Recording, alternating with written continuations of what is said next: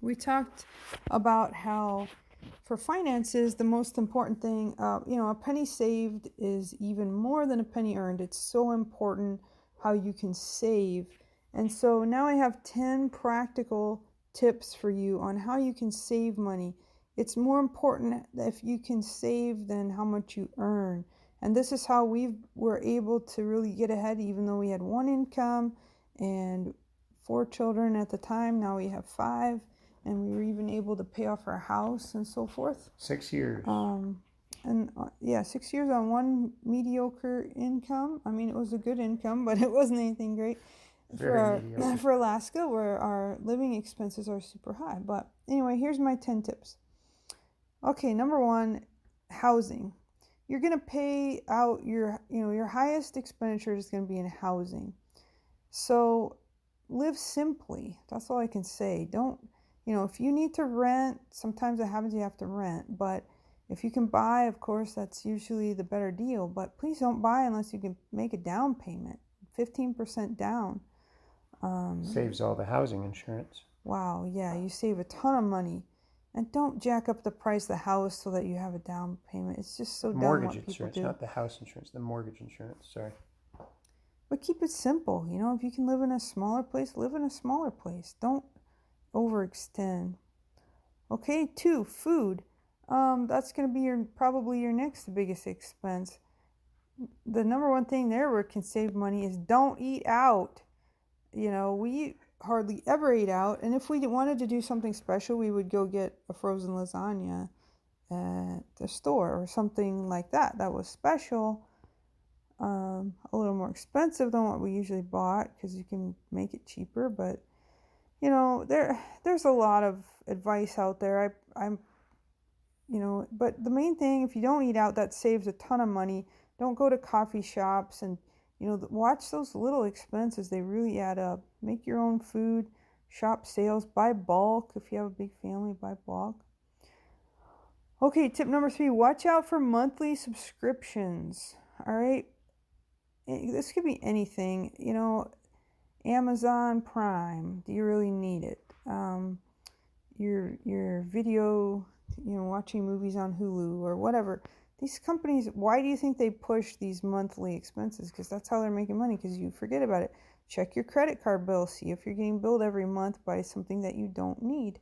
So try to avoid that. Tip number 4, small habits add up. I already mentioned coffee, little things. Driving extra, try to avoid driving where you don't need to. And just watch those small habits. If it's something that you do habitually and it's spending money, maybe you can avoid it. Okay, tip number 5. Now, this is a really good one. Invest in tools.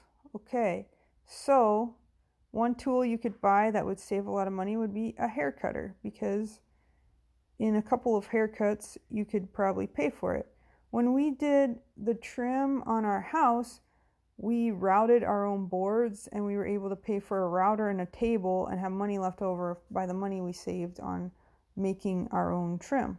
So a lot of times you can do something yourself and pay for a tool. I just made a dining room table out of all extra wood, scrap wood that we had around the house, and we bought an electric planer, and we bought some clamps, and we put it all together with everything else was free. So I feel justified in buying those tools, because otherwise we had to buy a table, and that was much cheaper than buying a new table. It was the size we wanted, the color we wanted, everything else. And it's kind of a fun memory, because Adam really helped me out there with it, and we worked together on it. We had a good time. So if you have a project, I went to put my winter jacket on, and the zipper ripped. It was broken. And so I took my sewing machine, I sewed another one on top of the other one. And, you could pay for a sewing machine, and if you can avoid buying a couple of winter jackets, you could pay for your sewing machine. Well, they're used on Craigslist. Just people give sewing machines away at 1/16 of the price of new, so that you can get a nice sewing machine. Yeah, and then you have it for whatever you want to do with it. Now we have a router and a table. Now we have big clamps and a plainer, and we have more options of stuff we can do. Years ago, we started doing this when we were fixing a used truck that we bought, and we were able to fix it and pay for our tools. So this is huge. Invest in tools and in your own talents and skills. Okay, 6, live below your means. Okay, this is a real good tip. When money is flowing in, it just tends to flow out just as fast. Somehow you have to stop the flow. So it might mean you need to open up another savings account and pretend like you don't have that money. Adam would often come home and say, "Man, we're really tight. We got to be really careful." So we'd be really, really careful how we spend. And actually, we were able to put that money toward paying our mortgage down. But try to widen that gap. As you get older and you work longer, more years, you should be widening that gap to where you're not spending as much of your income as time goes on. You should be able to invest more of it as time goes on. Somebody said, if you live like you're poor, you'll never be poor. If you live like you're rich, you'll never be rich. There's a lot of good advice there. So, number 7, buy used cars. All right, this is another big expense, your transportation. And cars, you don't need to lose money on vehicles. If you can research Edmunds and find used vehicles that are dependable, there's a lot of user ratings on Edmunds. You can use Craigslist, Facebook Marketplace shop for finding, there's a lot of ways on the internet you can figure out how to buy a decent used car and look for a price, bargain. Take some cash and, find a good bargain. Number 8, buy used clothing. Shop thrift store or sales. Buy off season. Here in Alaska, there's a huge swing of seasons. So a lot of times we find stuff in, now it's winter. It's time to look for something that we might need in summer and vice versa. That swimsuit looks really good at negative 40 degrees. Yeah, those winter tires that you can find in the summer.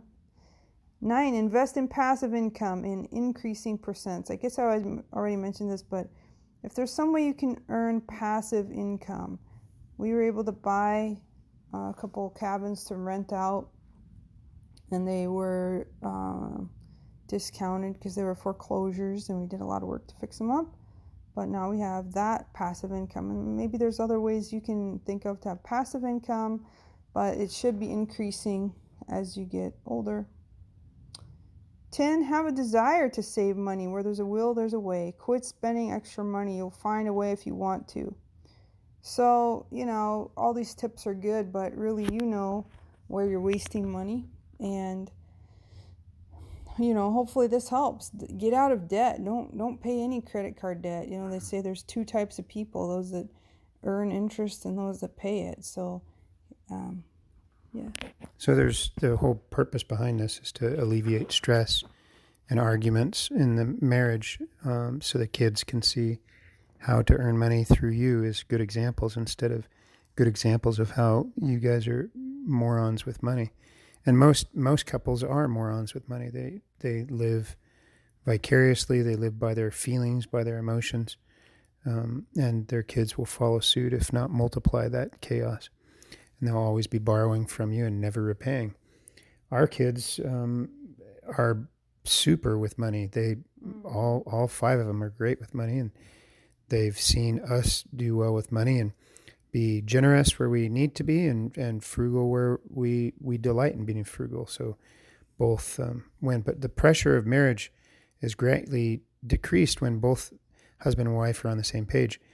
I think without exception, I've met maybe 3 couples that did not have stress in their financial life.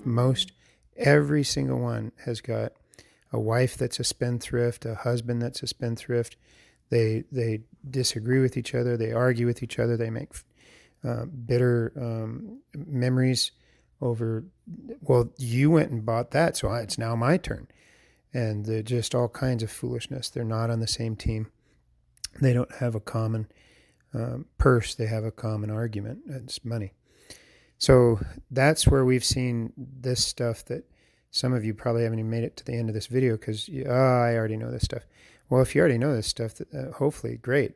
Teach it to other people because, wow, very few people understand the avoidance of stress and finances, and they're working 2-3 jobs. Yeah, like if you do the opposite of our advice, you could end up owing money to your credit card every month, living paycheck to paycheck. The man or whoever's got the job has a lot of pressure. He can't leave his job. He has to stay. There's nothing in the bank. And yeah, that's a lot of stress and pressure, but what we're saying is you can get off that racket, you know. You can own your house. You can have some money in the bank, and then that relieves so much stress everywhere. Most couples will talk about wanting to spend time with each other.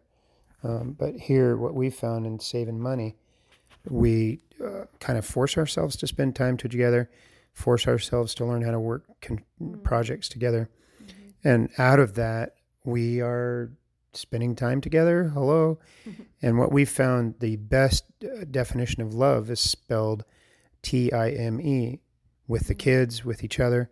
And so the more we delight in spending time with each other, the more we find we do spiritual things together. We pray together. We go see people healed and demons cast out. We see people witness to that we would have never, because we have time to do it together. Right. And so I'll oftentimes, most of the people that we meet that are wanting to go on a mission trip to Jerusalem or some crazy, faraway land, and not that Jerusalem's crazy, but just Timbuktu, we'll just make it that.